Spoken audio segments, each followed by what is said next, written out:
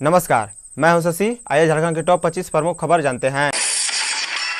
दुनिया के कई देशों में कोरोना संक्रमितों की संख्या बढ़ रही है। देश की राजधानी दिल्ली में भी संक्रमितों की संख्या में हो रही लगातार बढ़ोतरी देश के लिए चिंता का कारण है। दिल्ली में कोरोना संक्रमितों की संख्या नए रिकॉर्ड बना रही है। पिछले दिनों के आंकड़ों पर गौर करें तो पाए गए कि हर दिन 5,000 से अधिक मामले सामने आए हैं। दिल्ली में लगातार बढ़ते मामले को लेकर केंद्र भी चिंतित है। दिल्ली में कैसे कोरोना पर नियंत्रण किया जाए, इसे लेकर गृह मंत्रालय ने सोमवार को बैठक बुलाई है। बता दें कि इस बैठक में हर अहम मुद्दे पर चर्चा होगी।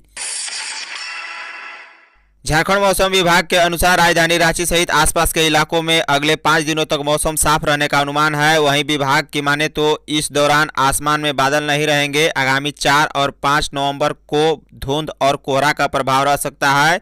अगले 7 दिनों में शहर के न्यूनतम तापमान में 1 डिग्री सेल्सियस की गिरावट हो सकती है। अधिकतम तापमान में भी कमी के आसार हैं। झारखंड के कृषि मंत्री बादल पत्रलेख आसनसोल जाकर कराया सीटी स्कैन।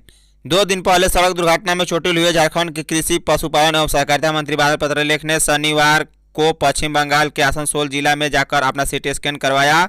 डॉक्टरों ने थोड़ी देर में उन्हें रिपोर्ट दे दी। डॉक्टरों से रिपोर्ट लेने के बाद श्री बादल पत्रलेख झारखंड लौटे। झारखंड के 61,000 शिक्षकों ने दीक्षा पोर्टल के माध्यम से लिया प्रशिक्षण। शिक्षकों का दीक्षा ऐप पर ऑनलाइन शिक्षण प्रशिक्षण कार्यक्रम जारी है। भारत सरकार द्वारा 90 दिनों का दीक्षा पोर्टल पर प्रशिक्षण कार्यक्रम चलाया जा रहा है। इसी दिशा में प्रदेश के 61,000 शिक्षकों ने प्रथम चरण का प्रशिक्षण पूरा कर लिया है। बता दें कि 79,000 शिक्षकों ने अपना रजिस्ट्रेशन करवाया था। शिक्षकों द्वारा प्रशिक्षण पूरा करने पर उनके बीच एक सर्वे किया जाएगा। सर्वे में 50% प्रश्नों का सही जवाब देने वाले शिक्षकों को भारत सरकार द्वारा प्रमाण पत्र दिया जाएगा। 20,000 भूमिहीन आदिवासियों को वन पट्टा देगी सरकार। राज्य के आदिवासी के 20,000 से अधिक भूमिहीन लोगों को सरकार वन पट्टा देगी। मुख्यमंत्री हेमंत सोरेन ने कल्याण विभाग को इससे संबंधित प्रस्ताव तैयार करने का निर्देश दे दिया है। सीएम हेमंत सोरेन ने दुमका में भूमिहीन आदिवासियों को वन पट्टा देने का ऐलान भी किया है। सूत्रों के अनुसार इससे संबंधित प्रस्ताव जल्द ही कैबिनेट में रखा जाएगा और स्वीकृति मिलने के बाद 29 दिसंबर को हेमंत सरकार के 1 साल पूरा होने के मौके पर वन पट्टा दिया जाएगा। हालांकि कोशिश की जा रही है कि राज्य स्थापना दिवस 15 नवंबर से ही इसकी शुरुआत कर दी जाए। रांची उपायुक्त ने वैक्सीन वितरण और रखरखाव को लेकर दिए दिशा निर्देश। रांची के उपायुक्त छवि रंजन ने शनिवार को कोविड-19 से बचाव के लिए संभावित वैक्सीन के वितरण और रखरखाव को लेकर जिला टास्क फोर्स के साथ बैठक की। बैठक में कोविड-19 के संभावित वैक्सीनों को देखते हुए कोल्ड चेन प्वाइंट तैयार करने पर चर्चा की गई। उपायुक्त ने कोल्ड चेन मैनेजमेंट, डाटाबेस संधारण तथा अन्य महत्वपूर्ण आंकड़ों के संधारण की समीक्षा करते हुए सिविल सर्जन को आवश्यक दिशा निर्देश दिए। झारखंड के आदिवासी शासकों के कार्यकाल और स्थानीय शासन व्यवस्था पर होगा शोध। झारखंड के जनजातीय शासकों राजाओं के शासनकाल और उनके कार्यकाल पर शोध किया जाएगा। शोध से यह पता लगाया जाएगा कि शासकों के स्थानीय शासन की व्यवस्था क्या थी, पढ़ा राजा जैसी शासन व्यवस्था शुरू करने की मंशा क्या थी और इसमें शासकों की भूमिका कैसी थी। झारखंड सरकार ने डॉक्टर रामदयाल मुंडा जनजातीय कल्याण शोध संस्थान को यह दायित्व दिया है, जिन पर शोध किया जाए। झारखंड हाई कोर्ट के सभी मामलों की जानकारी घर बैठे ई कोर्ट सर्विस ऐप से। झारखंड हाई कोर्ट में किसी भी मामले की जानकारी अब घर बैठे मिल जाएगी। हाई कोर्ट ने इसके लिए अपना ऐप जारी किया है, जिसे ई कोर्ट सर्विस नाम दिया गया है। ऐप में कोर्ट में लंबित मामलों की जानकारी से लेकर कई साल पुराने मामले के आदेश भी उपलब्ध हैं। केस की तिथि, अंतिम और अगली सुनवाई समेत अंतरिम आदेश की भी जानकारी उपलब्ध है। एकता दिवस पर राज्यपाल ने सरदार पटेल को याद किया। डीजीपी ने ली परेड की सलामी। सरदार वल्लभ भाई पटेल की जयंती को राष्ट्रीय एकता दिवस के रूप में मनाया गया। इस दौरान झारखंड की राज्यपाल द्रौपदी मुर्मू ने सरदार पटेल को याद किया, उनके चित्र पर माल्यार्पण किया। दूसरी तरफ रांची के डोरंडा स्थित जैप ग्राउंड में सुरक्षा बलों की ओर से भव्य कार्यक्रम का आयोजन किया गया। इसमें सुरक्षा बल के जवानों ने परेड किया, वहीं डीजीपी ने परेड की सलामी ली। इस दौरान मौके पर जैप कमांडेंट अनीश गुप्ता भी मौजूद रहे। 10वीं 12वीं एग्जाम 2021 4 नवंबर तक भरे रजिस्ट्रेशन फॉर्म। वर्ष 2021 में होने वाली मैट्रिक और इंटरमीडिएट की परीक्षा को लेकर रजिस्ट्रेशन फॉर्म भरने की प्रक्रिया जारी है, जो बिना फाइन के 4 नवंबर तक भरा जा सकेगा। वहीं 7 नवंबर तक चालान के माध्यम से बैंक में शुल्क जमा किया जा सकेगा, जबकि विलम्ब शुल्क के साथ 18 नवंबर तक रजिस्ट्रेशन के लिए चालान के माध्यम से शुल्क जमा करना होगा। बता दें कि रजिस्ट्रेशन की प्रक्रिया ऑनलाइन की जा रही है। उल्लेखनीय है कि मैट्रिक और इंटरमीडिएट की परीक्षा फरवरी और मार्च माह में होगी। 300 रुपये विलम्ब शुल्क के साथ पंजीयन होगा। दूसरी तरफ 9वीं में उत्तीर्ण होने वाले विद्यार्थी भी आवेदन संबंधित पोर्टल से ही भर सकेंगे।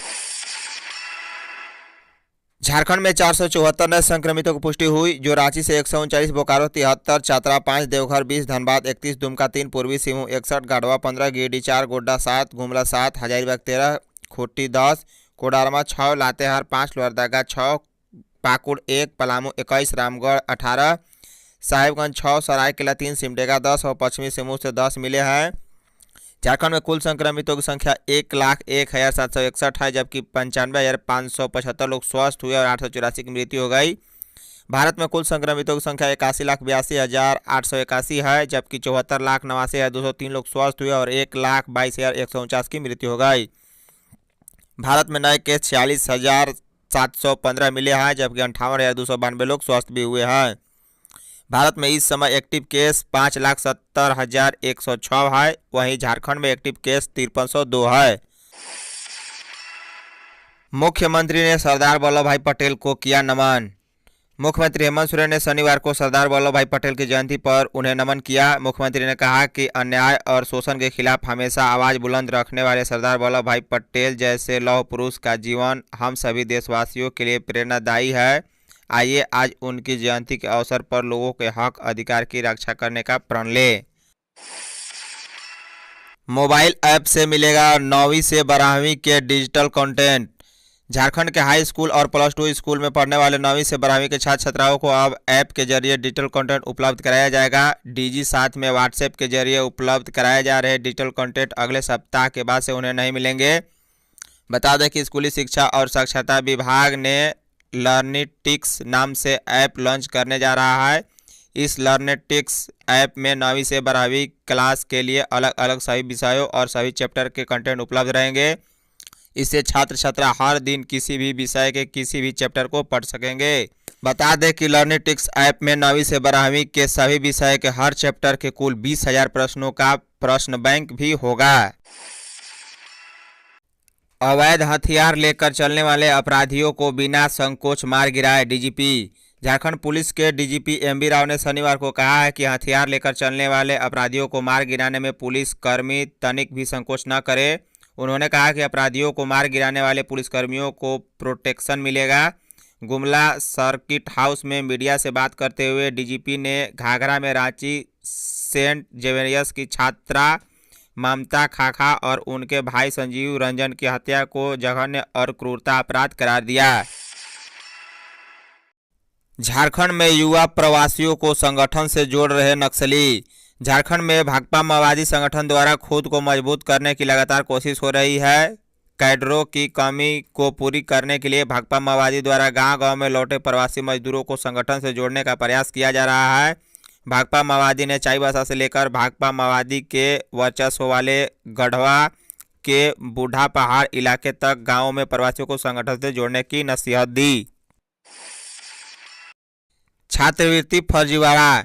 जिला कल्याण विभाग ने इस मामले की जांच शुरू कर दी है। संत जेवियर मिशन स्कूल बरवाड़ा की ओर से कल्याण विभाग को आईडी पासवर्ड के लिए आवेदन दिया गया था। इसमें U- कोड की जानकारी दी गई थी। मामले में स्कूल के घनश्याम साहब का कहना है कि मेरे स्कूल के नाम पर कई तरह का फर्जीवाड़ा किया गया है। हम लोगों ने एसओ के माध्यम से जिला कल्याण विभाग में इस संबंध में जानकारी दी है। रविवार को अस्थायी थाने में इस संबंध में सूचना देते हुए एफआईआर दर्ज कराने का अनुरोध करेंगे। दीपक प्रकाश के खिलाफ देशद्रोह का केस दर्ज।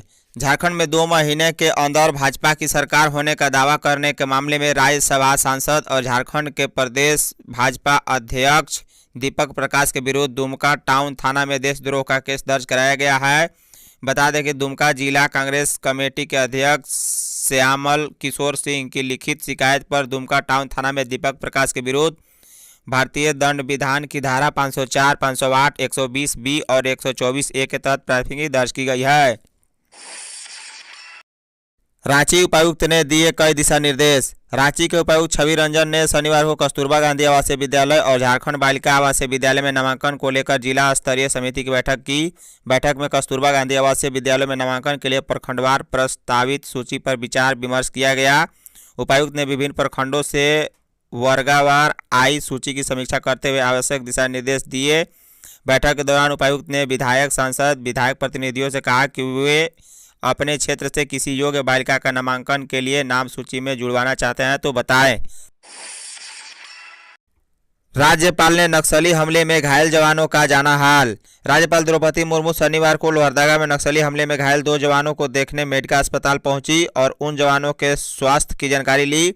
उन्होंने कहा है कि उन्हें विश्वास है कि शीघ्र ही हमारे वीर जवान स्वस्थ होंगे। उल्लेखनीय है कि लोहरदगा के नक्सल प्रभावित क्षेत्र शेरेदांग में शुक्रवार को नक्सली मुठभेड़ में 2 जवान घायल हो गए थे। राष्ट्रीय एकता दिवस पर पुलिस ने निकाला मार्च पास्ट। रामगढ़ जिला में राष्ट्रीय एकता दिवस पर पुलिस विभाग ने मार्च पास्ट किया। शनिवार को सुभाष चौक से पुलिस लाइन तक मार्च पास्ट निकाला गया। इस मौके पर मौजूद एसडीपीओ अनुज उरांव ने कहा कि यह मार्च पास्ट शहीदों के सम्मान में आयोजित किया गया है। देश में जितने पुलिसकर्मी शहीद हुए हैं उन्हें श्रद्धांजलि अर्पित की गई। धन्यवाद।